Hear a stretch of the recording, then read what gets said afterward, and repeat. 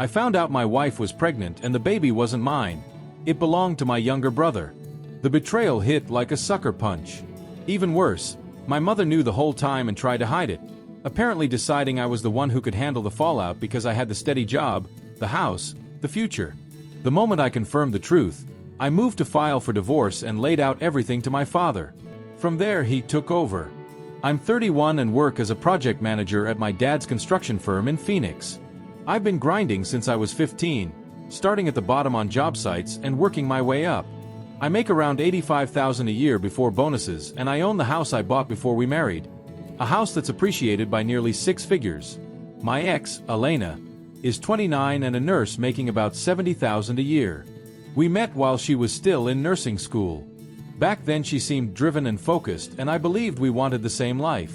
Looking back, I can see warning signs I ignored, like the way she flirted with a bartender the first night we went out. My father, Roberto, is a classic self-made guy. Started in construction at 18, hauling lumber, taking night classes, and clawing his way into big commercial projects through sheer discipline. He has zero patience for laziness or excuses. My mother Nora is his opposite. She walked away from a low-level office job and now fills her days with shopping and gossip while treating my younger brother, DK, like some kind of golden child. She keeps up appearances but quietly fuels the drama at home. DK, 26 now, has coasted on charm without putting in real work. Dad tried to give him an entry-level office role answering phones for about $55,000 a year, hoping responsibility would wake him up. It didn't. DK strutted around like the company owed him something for simply existing. Dad even tried putting him out in the field under the brutal Arizona sun, convinced the work would build character, but DK rarely lasted a shift. Meanwhile, I was doing the heavy lifting, learning electrical, carpentry, concrete, drywall, and by 20 I was managing housing developments. At 24, I earned a promotion on merit. DK retreated to the office, playing executive while flaunting designer gear and driving a leased BMW like he'd earned it. At family dinners, Mom praised DK for basic things like being on time while I'd manage million-dollar builds and get little notice. When I bought my house, DK sneered that I'd just been lucky. When I got promoted, he called it nepotism, ignoring the decade I'd spent earning it. 2 years ago, he hit a financial wall. Credit cards, car payments, the usual mess. Dad loaned him $11,500 with a promise to pay it back. DK made a couple of payments, then stopped, offering excuses instead of accountability. Early in my marriage, Elena and I functioned well as a team. I handled the money and repairs, she cooked and organized our social life. Sundays felt special, her food evoking my grandmother's kitchen. We had real plans. After our 3rd anniversary in October 2022, we began trying for a baby. She went off the pill. We tracked cycles and even picked names. Then in January 2023, Dad landed a major hospital renovation. 6 months, $2 million. It was the biggest job we'd ever had, and I was put in charge. Hospital work is brutal. Tight regulations, non-stop inspections, no room for mistakes. I worked long hours, nights and weekends. At first, Elena supported me, bringing dinner to the site and talking about our future. We planned to use the project bonus to pay off the mortgage and start investing. But then things shifted. She started spending more time with a coworker, Sophia, a lively travel nurse. Suddenly, Elena was out 3 or 4 nights a week and our routine unraveled. I was so buried in work I didn't see what was really happening. By February, her schedule looked suspicious. She'd go from 3 regular shifts a week to claiming extra hours, surprise trainings, and last-minute emergencies. At the same time, DK began checking in when I wasn't home, bringing coffee, fixing small things I hadn't gotten to. I thought maybe he was finally growing up, that responsibility was making him reliable. I had no idea that while I ran the biggest project of my career, my brother was sleeping with my wife in the house I built for the 2 of us. DK's behavior changed outwardly. He dropped the flashy clothes, started showing up on time, put in extra hours. Dad began to believe he was stepping up, and I let myself hope, too. When the hospital job wrapped in March, early and under budget, it was a huge win for the company. But at home, things were different. Elena kept taking late shifts and claiming emergencies even though I was around more. I noticed odd things. She was withdrawing $200 every Friday. When I asked, she brushed it off as girls' nights and said she used cash so she wouldn't overspend. That sounded reasonable until I remembered we used to track every expense together and she'd started taking money out without telling me. Her phone was always in her hand, she'd smile at it, and the moment I walked in she'd lock it or flip it over. I asked who she was messaging and she always said the same thing. Work group chat, nothing important. By April, physical signs appeared. Elena was throwing up every morning. She told me it was a stomach bug at work and that she was seeing a doctor but insisted I shouldn't come. She didn't know I'd been tracking her cycle since we started trying. She was 3 weeks late, something that had never happened before. When I mentioned it, she exploded. "Why are you monitoring my body like it's an experiment?" She snapped that she could handle herself and to stop trying to control her. Her outrage shocked me because we'd been tracking everything together for months. The shift was stark. At the same time, Mom's behavior changed. She stopped calling our house line and started whispering to Elena directly. Long private calls in the yard behind closed doors. Once I overheard my mom say through the bedroom door, "He can't find out." My mom and Elena had never been close. Suddenly they were thick as thieves. One day I walked into the kitchen while they were on speaker. My mom's tone immediately changed. "Oh, Kevin's home. We'll talk later," she said and hung up. That moment flipped a switch. I started watching everything. Elena's hospital stories no longer added up. She'd claim a 12-hour trauma shift and come home looking fresh. No antiseptic smell, no exhaustion. It didn't fit. Then one Tuesday in April my truck broke down and I hitched a ride with a foreman. I got home around 2 in the afternoon, 5 hours earlier than usual, and heard laughter. Elena's laugh sounded different, light in a way I hadn't heard in months. Rounding the corner, I found her sitting way too close to DK on the couch. Their posture screamed intimacy. When they noticed me, they sprang apart like kids caught red-handed. Elena went pale. "What are you doing home?" DK stammered, spilling his coffee. "I was just in the neighborhood. Thought she might need company." He handed me a coffee, trying to look casual, and I said nothing, but inside I was burning. That night I couldn't sleep. My gut told me the truth was standing right in front of me. The odd hours, secret calls, pregnancy symptoms, and DK's sudden attentiveness all fit. The next morning I dug in. I checked DK's company truck logs. We track vehicles by GPS. Over the past months his records showed him in our neighborhood repeatedly during my work hours, and at upscale restaurants and hotels in Scottsdale. None of it matched any job sites. Then I pulled our shared calendar and the overlap was immediate and damning. Every time DK's truck pinged somewhere suspicious, Elena's schedule shifted to extra shifts or sudden emergencies. I didn't stop there. I combed through our joint bank account for 4 months and found a pattern I couldn't ignore. Every Friday she pulled exactly $200 in cash, and there were charges at fancy restaurants and boutique hotels in Scottsdale on days she claimed double shifts. 180 at Fleming's on a Wednesday, 220 at the Four Seasons for tea on a Thursday when she said she had training, 95 for brunch at a hotel bistro on a Sunday. She told me she covered a sick colleague's shift, but the receipts didn't add up. I began keeping a meticulous log, a daily record of her stated plans versus the data. The more I documented, the clearer it became. To confirm my suspicion, I called the hospital posing as a relative with an urgent family emergency and asked to be transferred to Elena's department. The front desk nurse told me Elena wasn't on shift and hadn't been for 3 days, and it was a Wednesday. Elena had told me she'd worked a 12-hour Tuesday and would be back that evening. In that moment, the veil lifted. The next day, pretending to have a stomach bug, I stayed home while Elena left saying she had mandatory safety training. The second the door clicked shut, I logged into our shared family computer. We still use the same password. T Medina 2019. A cheesy souvenir from an anniversary trip. My hands shook as I opened her email, and at the top was a thread between her and my mother with the subject line, "Making sure Kevin never finds out." I froze, nauseous, but forced myself to read. Months of messages spilled out. February started cautiously. Mom asking if Elena was sure and advising caution. Within weeks the tone hardened. They were planning how to lie to me, drafting excuses, which shifts to claim, when to say she was stuck at work, offering Mom's house as a rendezvous when Dad had late meetings or golf. One March email hit me like a freight train. "Roberto's tea time is Thursdays at 2. He'll be gone until at least 6. Park behind the alley. DK can come in through the garage side. I'll make sure no neighbors notice." Another, "Say you're working a night shift Tuesday. Roberto will be with clients until 10. House will be empty. DK told his roommate he's on site overnight. Then discussions shifted to the pregnancy. In April, Elena had a confirmed OB/GYN appointment at 8 weeks, but there was uncertainty about the father.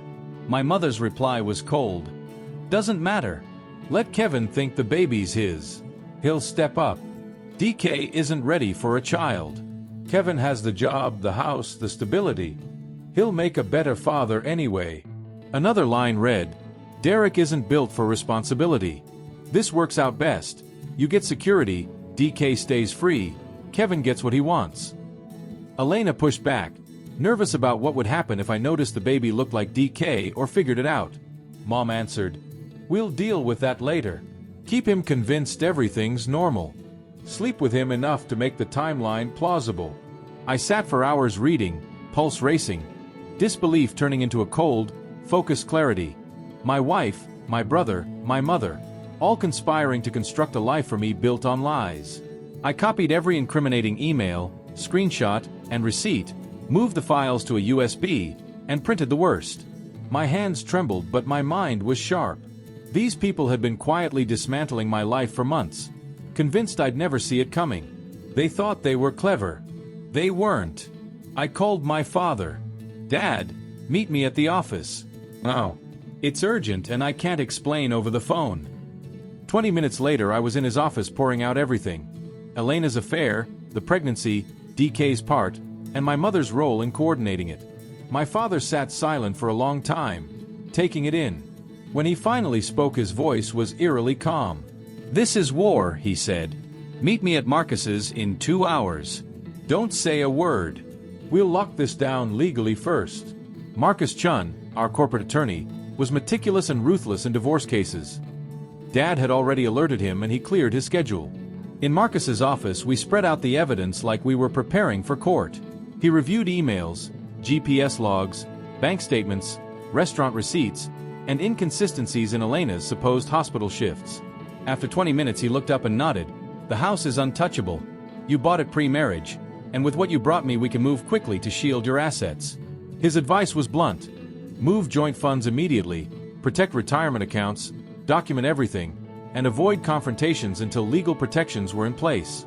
I drove straight to the bank and transferred $95,000 from our joint savings into my personal account, leaving $5,000 to avoid suspicion. I documented the $140,000 I'd invested pre-marriage, stocks and 401k, as separate property so Elena would have no claim. My father made his own moves. He called the office and stripped DK of access. No truck, no corporate card, no badge. Linda, our admin manager, reassigned him and locked everything down. By Monday, DK's key card didn't open a single door and his truck wouldn't start. I shut down all joint credit cards except one with a $2,000 cap and revoked Elena's access to my personal accounts. Every move was calm, strategic, and legal. That night, while Elena showered, her phone lit with a message from DK. Been waiting for a moment like this. Can't wait to see you tomorrow at Mom's. Dad's working late, so we'll have the place to ourselves again. Don't forget what you picked up. It was confirmation. The affair continued and was escalating. I screenshotted the text and forwarded it to Marcus. That message sealed it. I called Dad and told him it was time to set the trap. We'd host a family dinner at my house Saturday night. He understood without further explanation and told Mom and DK separately, framing it as a big announcement worth celebrating so everyone would be present. I casually told Elena about the dinner on Friday evening. The second I mentioned DK would attend, she visibly stiffened and her smile faded. "What's this about?" she asked. "Why are you planning a family dinner out of nowhere?" "Thought it'd be nice," I said, smiling. "Some good news to share." She pushed. "Do I need to cook something special? Is it serious?" "Nothing to worry about," I replied. "I got the food covered." She didn't like that answer. "You're scaring me, Kevin." "Relax. You'll find out tomorrow." The following day, Saturday, April 29th, I turned the house into a stage. At my place setting, I slid a manila envelope containing the divorce papers. A second envelope, for my father, held printed emails, the most damning exchanges between Elena and my mother. I also prepared a certified check for $15,000 made out to Dad, the exact sum Mom had guilted him into lending DK during one of his money crises. He deserved to be compensated before everything exploded. Elena was visibly on edge all day, pacing the kitchen and asking me over and over what the big announcement would be. I kept telling her to wait. I roasted my signature tri-tip with chimichurri, our family dinner staple. I wanted the evening to feel ordinary until it didn't. Mom arrived first, offered her theatrical hug, and immediately asked where Elena was and what the surprise might be. Dad followed, unreadable, and simply nodded at me. 20 minutes later, DK strolled in, dressed in a flashy shirt and wearing that smug grin he always did. He slapped my shoulder like we were best friends. "So, what's the news, man? Don't tell me Elena's finally knocked up." "Took you long enough," he said with the smirk of someone who thinks they've already won. The kind of smugness you get when you believe you've slipped past the rules. Elena barely touched her meal, picking at it while her eyes flicked between DK and me. Mom filled the air with trivialities about the weather and church, but the room crackled with tension.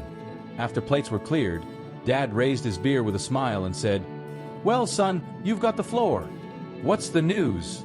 I stood, reached for the envelope, and handed it to Elena. "I do have something to share," I said, controlling my voice. "These are divorce papers." The house froze. It was so quiet you could hear the fridge hum and a dog bark outside. Elena's color drained from her face. "What is this?" My mother's hand flew to her chest like she'd been struck. "Kevin, what on earth? What are you doing?" I didn't bother to answer her. I turned to my dad and slid him the second envelope. "This one's for you. Emails between your wife and mine. Months of messages planning an affair between Elena and DK. Mom's been helping cover it up the entire time." Dad opened the envelope. He already sensed what might be inside, but as he read the pages his hands curled into fists. DK leapt up so fast his chair crashed into the wall. "You snooped through her emails. You're insane, man. That's illegal. You can't use that in court. Is that what you're worried about?" I asked, cold. "Not that you've been screwing my wife?" Elena gasped. "Kevin, please, let me explain." "Don't," I cut in.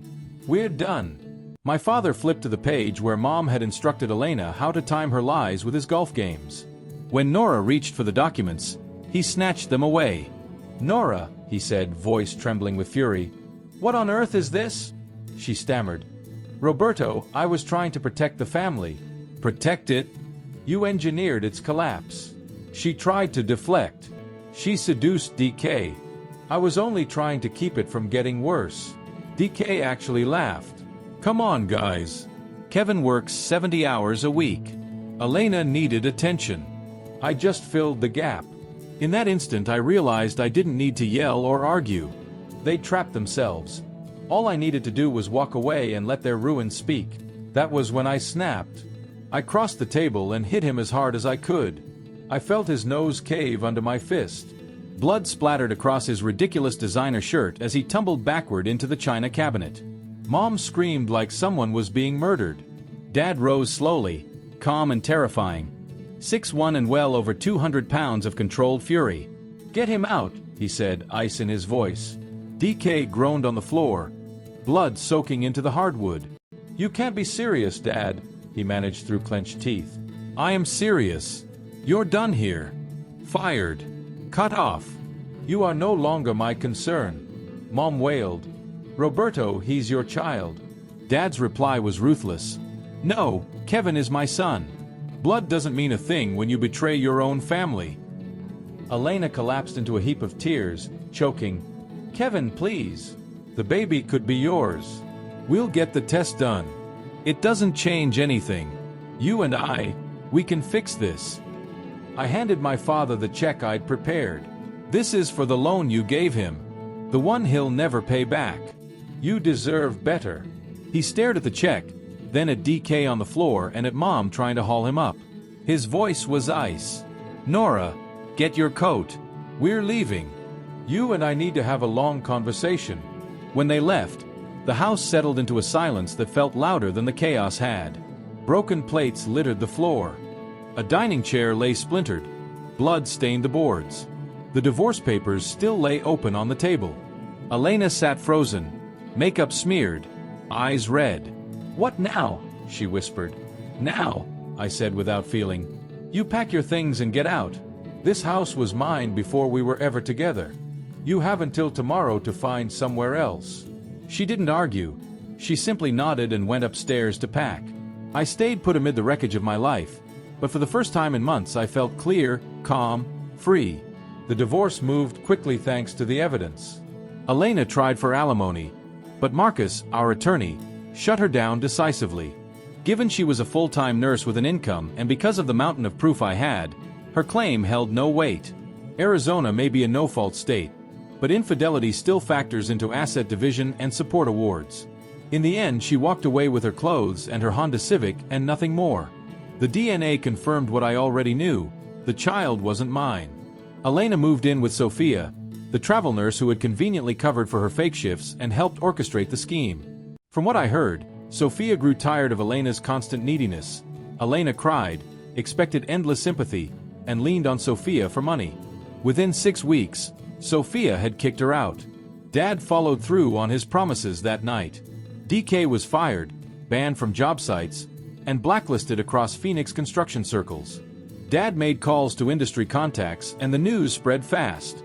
DK couldn't find work in the only field he knew. The financial faucet shut off. No more BMW payments, no credit cards, no cash handouts. For the first time, DK was on his own and it hit him hard. 3 weeks later he was arrested for driving on a suspended license with expired tags and no insurance. He'd been dodging payments and couldn't afford coverage. He spent 2 nights in county jail and Dad refused to bail him out. "Let him sit," he said. "Maybe jail will teach him what the field never did." Elena attempted to worm her way back in several times. Emails, texts, even showing up at my job one afternoon demanding we talk. She insisted we could rebuild, that it wasn't too late. I blocked her everywhere after she sent a message blaming me for the affair, claiming my long hours and emotional unavailability were to blame. Classic cheater logic. Reverse the roles and play the victim. What truly satisfied me, though, was seeing how my father handled Mom. He didn't explode so much as go tactical. He'd suspected something for a while, noticed weird spending, strange behavior. After learning the truth, he had Marcus run a full audit on their finances for the past 2 years. The findings were brutal. Mom had been secretly subsidizing DK with roughly $3,000 a month. Hidden credit lines, cash advances, even a second mortgage she'd taken out behind Dad's back. She was draining their assets to bankroll DK's lifestyle while playing the flawless housewife. 6 weeks after the dinner, Dad filed for divorce. He was 58 and done with lies and manipulation. Mom fell apart, screamed and begged, but he didn't relent. This time the divorce was a war. Dad kept the business, the primary home, and most joint assets. Mom was left scrambling without work or savings, taking a retail job at Target for roughly $12 an hour. The same woman who used to scold clerks now bagged groceries alongside teenagers. DK moved in with her into a rundown 2-bedroom across town. He begged Dad for forgiveness again and again, claiming he'd learned his lesson, but Dad's answer never changed. "You chose your path the day you stabbed your brother in the back. Now walk it." The last I heard, DK was on the graveyard shift at Home Depot, stocking shelves and unloading freight, barely scraping by. Elena had the baby, a daughter, and lived in a cramped 1-bedroom, working extra shifts to afford daycare. Life was brutal for her, and I won't pretend I felt sorry. A few months later, Mom and DK turned up at my door uninvited. Their request nearly made me laugh. They wanted me to do the right thing, claim Elena's child as mine, put my name on the birth certificate, pay child support, and even cover DK's legal bills so he could get back on track. "We're family," they said. "People make mistakes. The child shouldn't suffer. You're the only one who can provide stability." The audacity stunned me. "Kevin," my mother pleaded, "you need to be the bigger person. That little girl needs a father figure, and you're the only one capable of giving her a good life." I looked her dead in the eye and said, "Get off my property. Don't come back." I made it crystal clear I wouldn't fund anyone's mistakes, least of all those who tried to burn my life to the ground. They were removed from my property by the police. The officer listened to the story, reviewed my evidence, and said he'd seen plenty of family chaos like this. He told me I'd been smart to document everything and to walk away for good. It's been 8 months since that night, the night everything shifted. I won't sugarcoat it. The first months were brutal. I was 30 years old and felt like I was rebuilding from the dirt up. Everything I thought I knew about loyalty, family, and trust lay in shards. But cutting loose those who poisoned my life gave me air and room for better things to grow. My relationship with my father has never been stronger. Shortly after the dust settled, he brought me in as a full business partner and handed me a 40% share of the company. We talked expansion, moving into commercial development starting in Tucson and maybe branching to Las Vegas. The company is thriving. With Derek out of the picture, we stopped losing clients and began winning bigger contracts. 6 months after the divorce was final, I started dating again and met Sarah at a development conference in Vegas. She's an architect specializing in medical facilities and large commercial projects. Driven, financially independent, and not looking for someone to rescue her. She's everything Elena wasn't. Grounded, goal-oriented, self-sufficient. Being with her felt like breathing fresh air after years of suffocation. I still hear snippets about DK and Elena through industry contacts. DK burned through 4 jobs in 8 months and still carries that entitled attitude, baffled that no one wants him around. Elena posted a public plea for money to cover baby costs and it backfired. People who knew the truth dragged her in the comments, calling out her lies, choices, and victim act after wrecking her own life.